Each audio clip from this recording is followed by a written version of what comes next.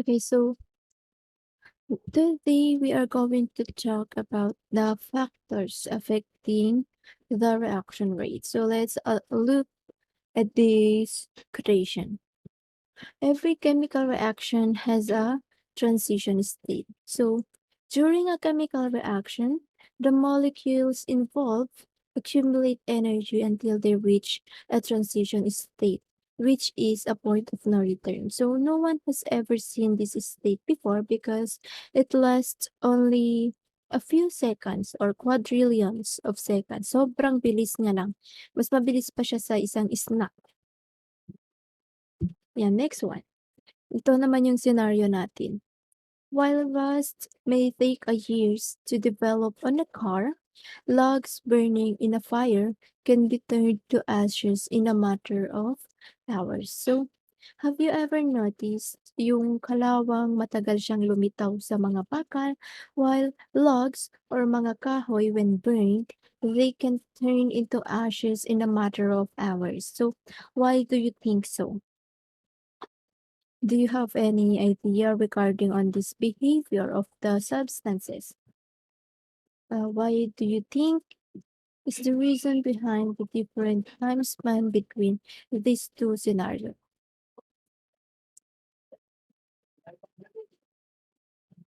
Okay, so it has something to do with the reaction rate. So when we say reaction rate, this is how fast or slow the substance reacts on that particular material. So later, we will be discussing the factors that affects reaction rate. So mamaya pag-uusapan natin how fast or slow these molecules reacts to produce another product. So in our scenario, our product is the rust and the ash. Ayan. So as a foundation of our discussion, let us talk about the collision theory. So before we talk about this collision theory, I just want to ask you guys a question. So why does sugar dissolve in water faster when it's hot? Why does sugar dissolves faster when it is being stirred or hinahalo siya? So, minsan kasi kahit hindi mainit yung tubig, natutunaw ang asukal kapag hinahalo mo siya physically. Ayan, so temperature nga pa ang nagpapabilis ng reaction or yung pagkalaw ng substances or pag-stir or both. May mga asukal din, di ba? May mga asukal or natitirang mga asukal na hindi nadi-dissolve even if you put it in the hot water or even if you stir it. 'Di ba? So, why do you think so? Bakit may mga natitirang asukal kapag minsan kahit mainit yung tubig or kahit hinahalo mo na siya? And bakit yung mga powdered sugar mas mabilis siya ma-dissolve kaysa dun sa mga cubes? And so those questions are related to our topic for today, which is the collision theory. Ayan, so collision theory, yun yung foundation ng topic, pinaka-topic natin na factors affecting reaction rate. So ano nga ba tong collision theory na to? So the collision theory states that gas phase chemical reaction occurs when molecule cladding have sufficient kinetic energy. So atoms, ions, and molecules can form a chemical bond when they collide. For this to happen, there are three requirements in order to combine chemically. The first one is particles must collide. Proper orientation of bonding atoms and sufficient energy for combination to occur. So, for a chemical reaction to occur, there should be a collision of molecules. So, kailangan may contact yung mga molecules na ito para magkaroon ng chemical reaction or for them to react to each other, and meron din dapat tayong sufficient energy. So let's imagine that particles of substances are cars. So randomly, nagbabanggaan sila and gumagalaw-galaw kung saan-saan.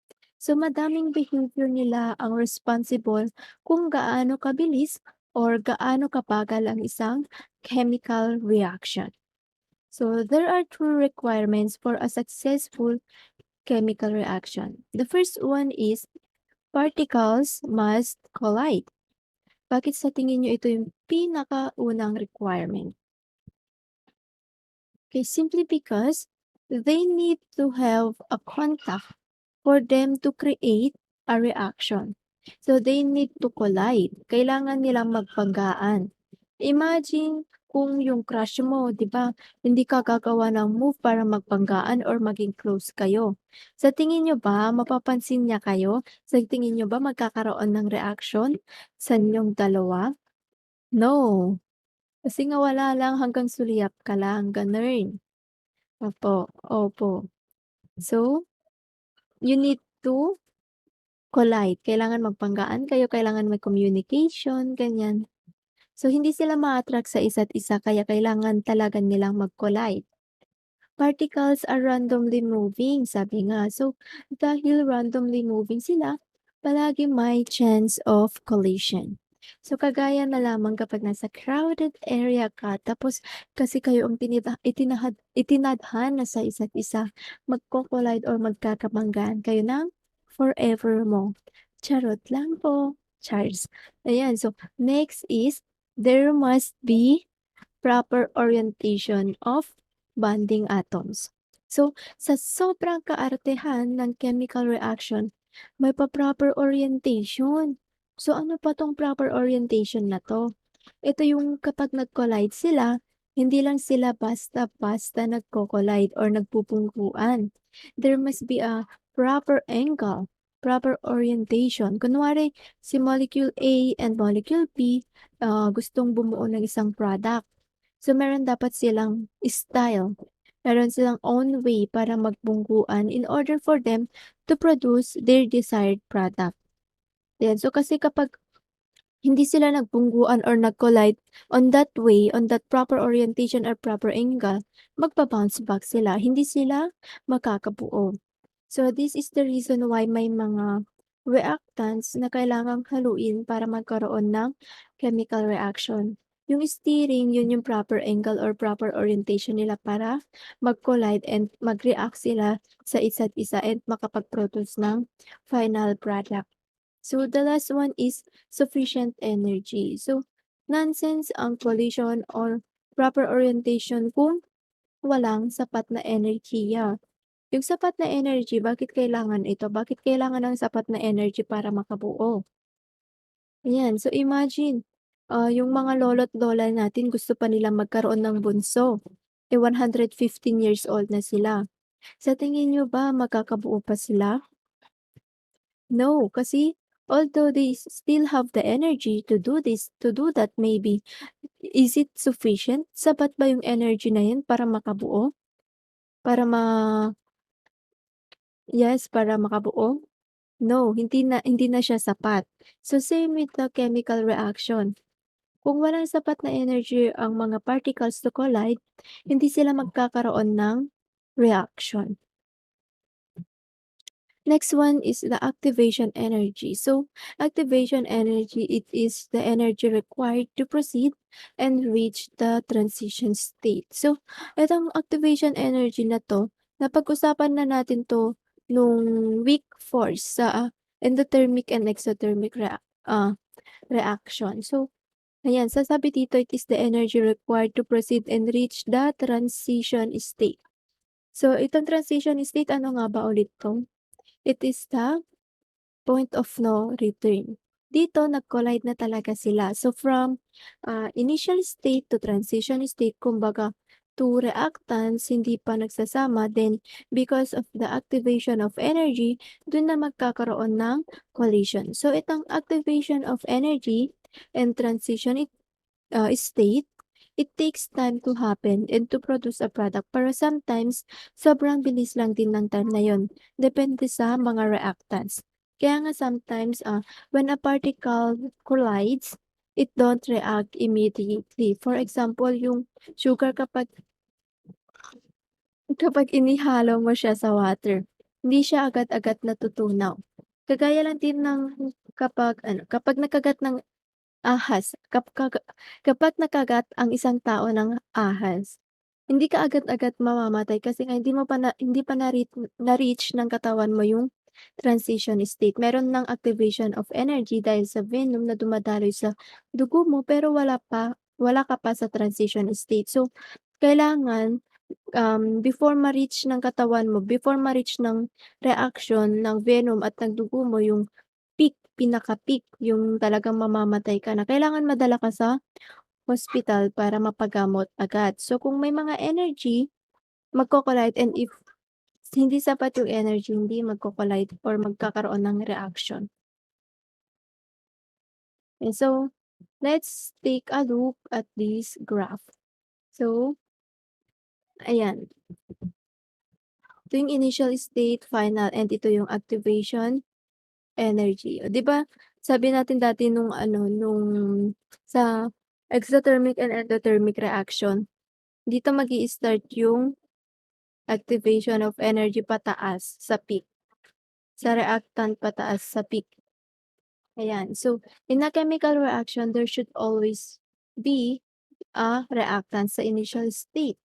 Hiwalay pa yung mga reactants, then 'di ba may mga requirements kanina? Kapag na-obtain na nila yung requirement na yun, magkakaroon na ng activation energy and mare-reach na nila yung transition state.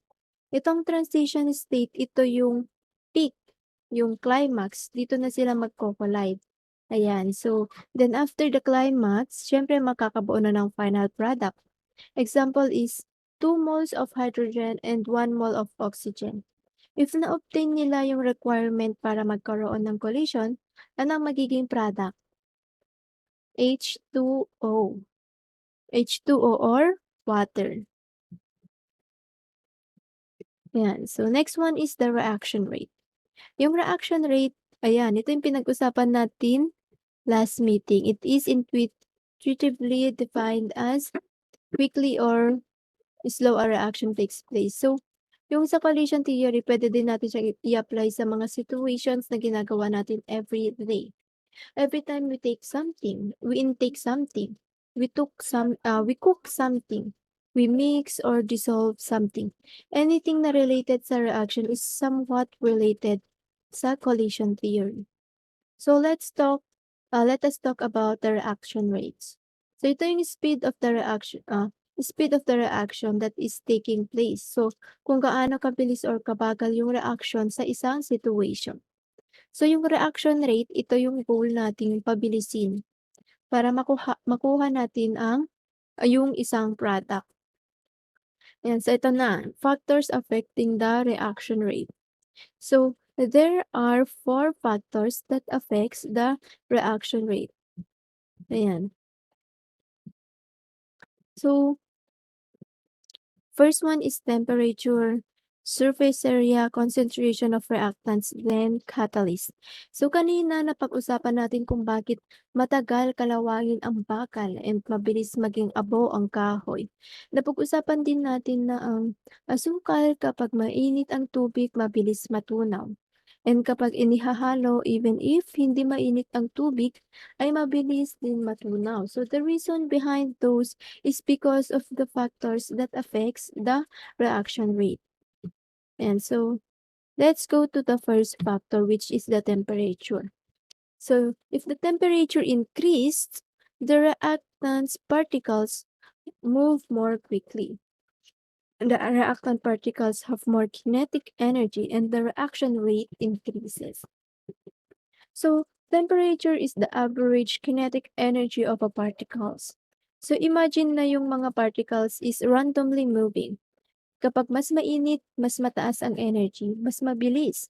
Mas mabilis silang gumalaw, mas mataas yung chance na magbubungkuan sila. And mas mataas ang reaction rate nila. So, kunwari yung as sugar natin kanina, ulitin natin. Yung sugar, kapag hot water mo siya ini-dissolve, without stirring, mabilis siyang ma-dissolve. Compare when you dissolve it in cold water. Without stirring to ha. Ayan, kapag naman mababa ang temperature, mababa din yung reaction rate, mabagal silang gumalaw and lesser yung energy nila.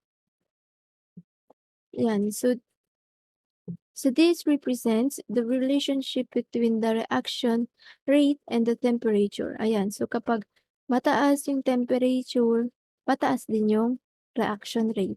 Kapag mababa yung temperature, mababa naman yung reaction rate. Next one is surface area. So the larger surface area would have a larger space of collision between particles of a reaction. So the wider the surface area of the particles, the more likely it is to react. So larger surface area will increase the rate of reaction. Kunwari yung hotdog kasi 'di ba may mga tao na kapag nagprito ng hotdog, hinihiwa-hiwa natin yung mga gilid niya, ayan. So, yung mas magiging wide yung area kapag hiniwa natin siya, magkakaroon na siya ng parang open area. Mas luluwang yung area and na madadapuan ng mainit na mantika, ayan. So, mas mabilis din pumasok yung oil. Ayan, so kapag mas mabilis yung pumasok yung oil or yung init, mas mabilis maluto yung hotdog, ayan. So, meron din yung ano, kapag nagluluto tayo ng compare nating iprito yung isang buong patatas. Compare mo siya sa na-cut naman na patatas. So, yung isang buong patatas, mas matagal siyang maluto. Kasi nga maliit lang yung surface area niya compared siya sa kapag kinat natin siya, kapag hiniwa-hiwa natin siya, mas marami yung mas wide yung surface area niya kaya mas mabilis siyang maluto.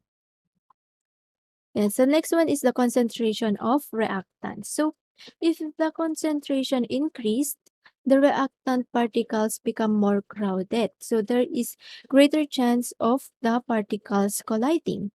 The rate of reaction increases. Yan, so, mas madaming particles, mas madaming magko-collide. For example, face to face na tayo and nag-decide ako na sa Philippine Arena tayo magkaklase. So, ilan kayo sa klase niyo? Maybe 40, depende sa mga present, ganyan. Kunwari 40 kayo sa klase niyo tapos sa Philippine Arena tayo nag-exam, nag-quiz. Ayan, so siyempre kapag ano, 'pag sa Philippine Arena tayo kailangan nating i-maximize yung oo, kailangan nating i-maximize yung i-minimize yung space. So, kailangan 20 seats apart kayo. Ayan, kunwari 20 seats apart kayo kasi nga siyempre sobrang luwang ng Philippine Arena, 'di ba? Tapos 40 lang kayo mag-e-exam. So, 20 seats apart kayo. Sa tingin niyo ba magkakaroon ng interaction sa inyo, between you and your classmate? Magkakapagdaldalan ba kayo? Magkakapagkopyaan? Hindi, kasi nga sobrang layo niyo sa isa't isa tapos kunwari sobrang istrikto pa ng proctor, 'di ba?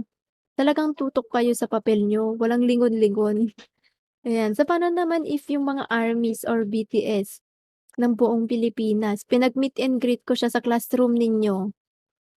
Yan, sa sobrang dami nun, magkakabanggaan talaga kayo, magkakaroon ng collision.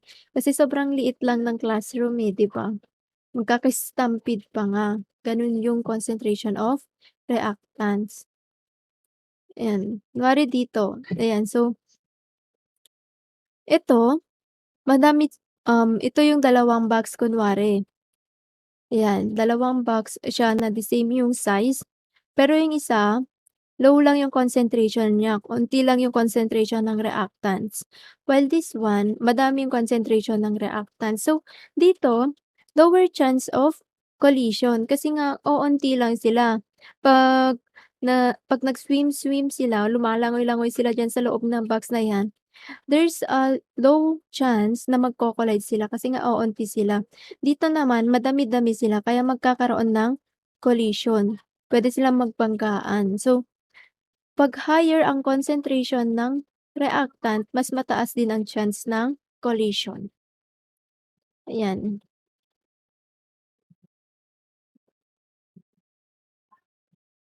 Yan, so next one is the catalyst. This will be the last one. So catalysts are substances that can be added to a reaction to increase the reaction rate without getting consumed in the process.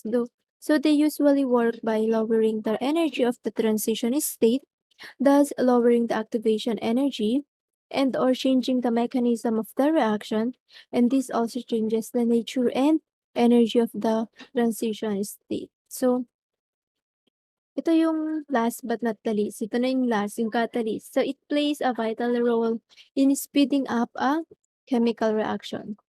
Okay, so kunwari ganito, si Sage, nagpaalam kay Nanay Marites niya, sabi niya, "Ma, gagala ako ha, kasama ko si Jet, yung best friend ko." Tapos si Jet, ang konsentidor na best friend, nag-text din kay Aling Marites, sabi niya, "Oo tita, ako po yung kasama ni Sage." Ayan. Pero ito palang si Sage, nakipag-date lang kay Yoru.